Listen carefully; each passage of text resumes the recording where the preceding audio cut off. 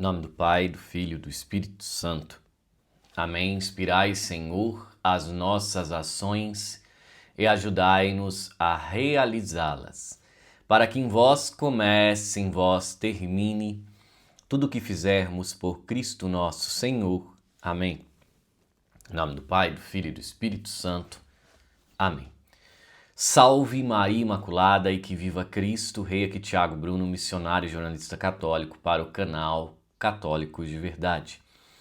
Nesse vídeo eu quero mostrar um testemunho fortíssimo.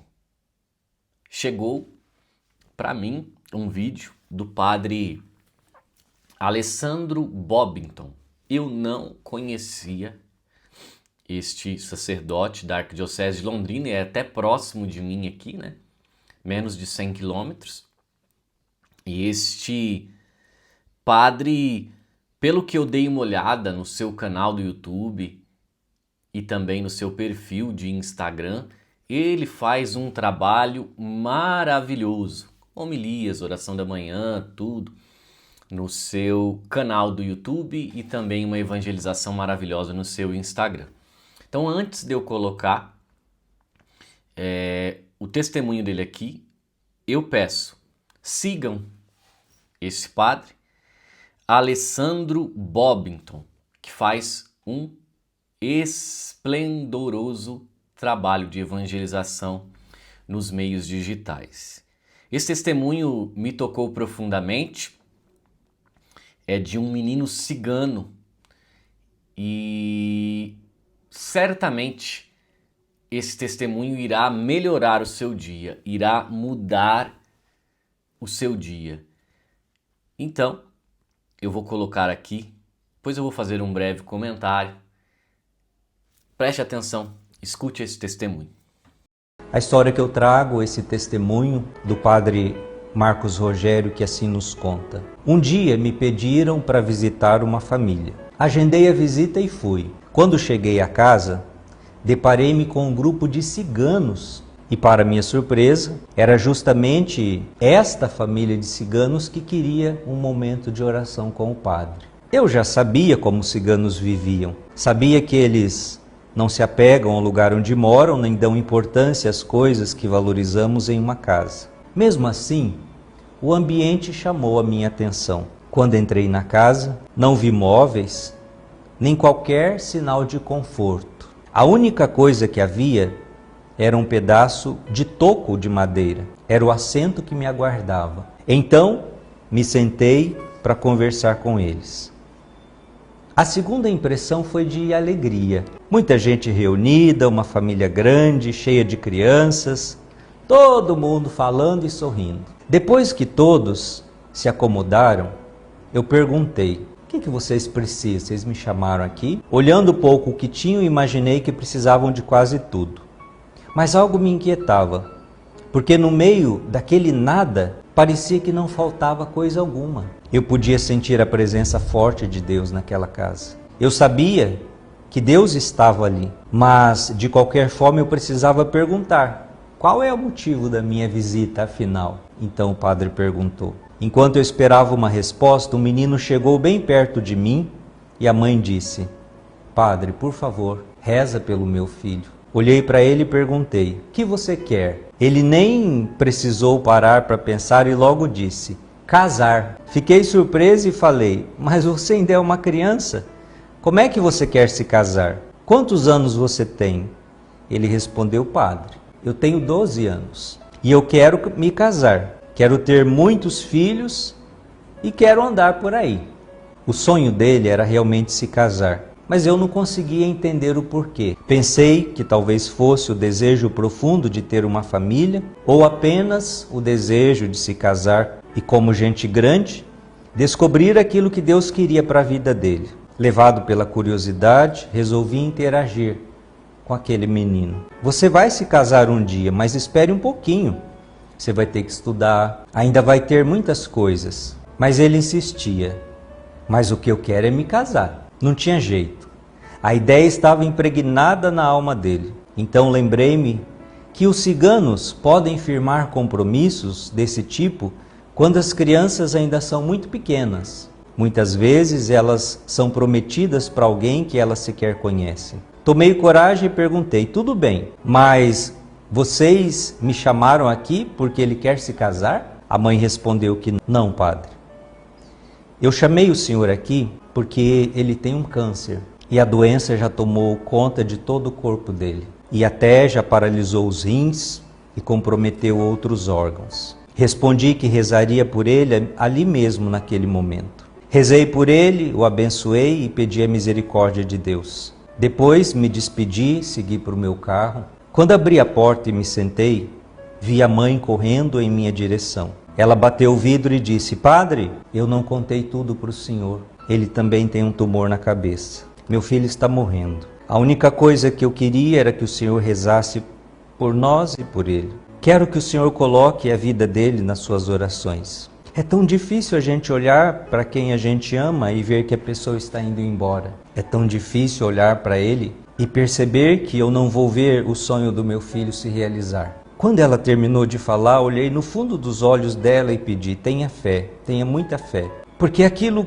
que grita dentro dele é o que o torna vivo. É na inquietude da alma dele que você pode ouvir a voz de Deus. Entrei novamente no carro e fui embora. Não consegui ir muito longe. A vontade de chorar me fez estacionar e pensar naquele menino. Rezei mais uma vez por ele e pedi a Deus que derramasse uma graça na vida daquela criança. Nos domingos seguintes, comecei a perceber a presença de toda a família reunida na missa.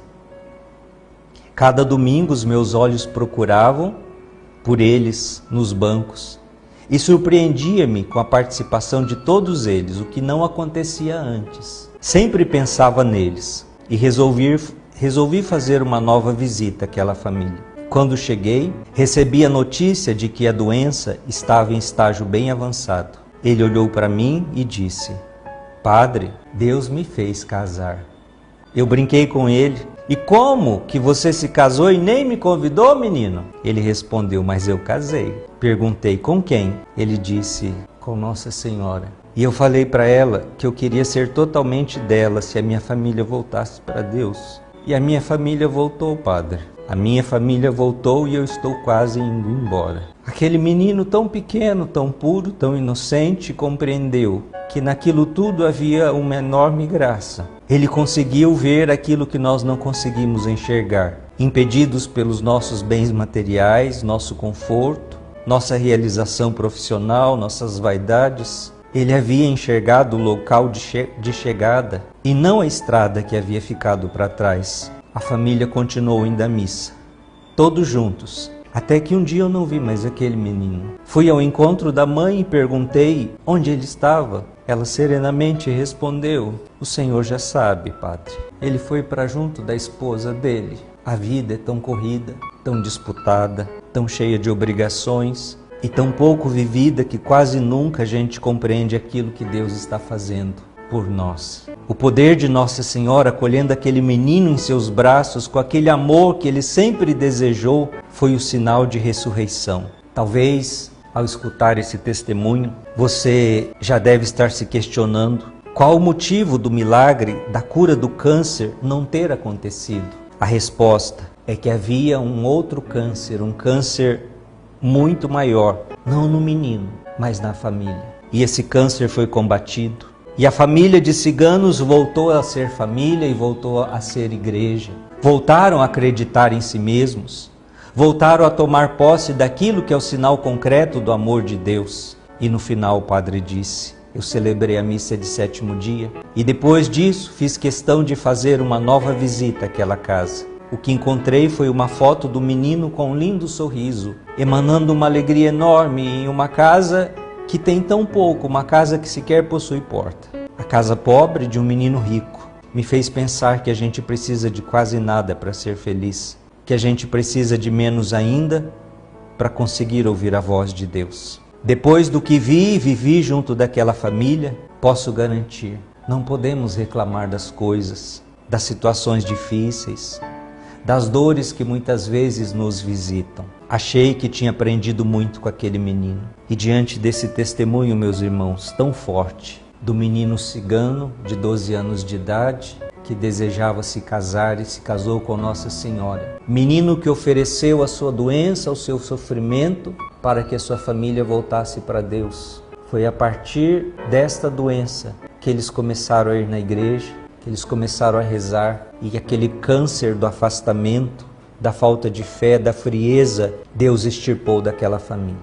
Por isso hoje eu quero dizer para você que me ouve, deixe que a vida desta criança, deste menino, te ensine a fazer também das suas dores, dos seus sofrimentos, motivos de encontrar com Deus, de fazer a experiência de Deus. Não permita que os sofrimentos sejam simplesmente o fracasso, a derrota, o ponto final da sua vida, mas que sejam trampolim para o novo de Deus na sua vida. Pois bem, meus irmãos, esse é o belo testemunho que o padre Alessandro Bobington relatou. E isso faz a gente pensar como nós reclamamos da vida e como nós reclamamos do nosso sofrimento. Há alguns dias atrás, o carro do meu pai estava parado na frente da sua casa e aconteceu um acidente. Um outro carro veio e bateu no carro do meu pai que estava parado.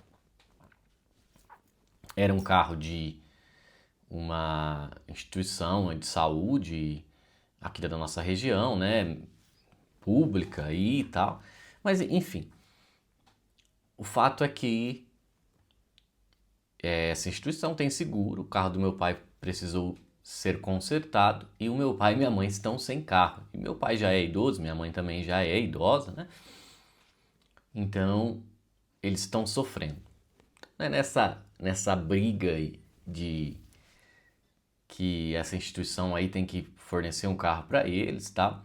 Eu até pesquisei, né, os advogados que dão assessoria aqui para o canal, mas eles falaram que não valia a pena entrar com uma ação, né, porque não era certeza de que meus pais ganhariam por esse tempo que eles estão aí tendo essa dificuldade sem o veículo, né, que eles precisam para se deslocar, para fazer suas atividades e tal. E daí eu estava conversando com a minha mãe é católica, né, e ela, não, mas nós vamos entrar na justiça. Eu falei, mãe, mas vão entrar na justiça se não compensa e vocês vão gastar dinheiro para entrar na justiça e de algo que talvez vocês não ganhem nada com isso. Daí minha mãe falou, mas é para causar uma importunação a eles, né? Para que eles também sintam que nós estamos sofrendo, né? Eu falei assim, mas mãe, é uma atitude cristã isso? A vingança? Às vezes a gente quer, né, ali dentro de nós, né? Eu tô sofrendo e eu quero que eles sofram também. Mas, no entanto, nós esquecemos de oferecer, né? Aí nós vemos os santos que oferecem os seus sofrimentos, as suas dores a Deus. E aí a gente vê quão distante nós estamos desses santos que aceitam o sofrimento, porque é tão difícil uma pessoa ser como esse menino, aceitar o sofrimento. Gente, talvez seja uma das situações mais difíceis que nós temos no mundo, é aceitar o sofrimento, usar, né, querer que esse sofrimento seja algo que te santifique. Infelizmente, nem todos agem dessa maneira. Nem todos agem dessa maneira. Então, que esse vídeo seja remédio para nós, para que nós saibamos também acolher os sofrimentos e utilizar esses sofrimentos como caminho de santificação para os nossos dias.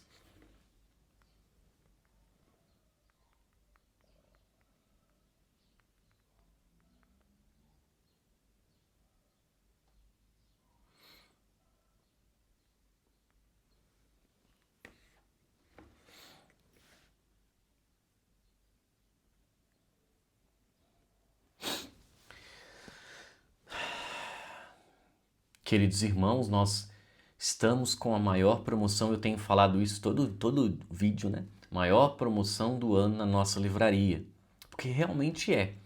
A promoção do Dia de Todos os Santos, que é a Black antecipada, né? Em outubro é a maior promoção. A Catena Áurea está com 55% de desconto. E eu quero mostrar para vocês também, ó, esses 5 livros aqui, ó, até 604, de 600 a 1500, de 500 a 1715, 715 a 848, 848 a 1965. História da Igreja.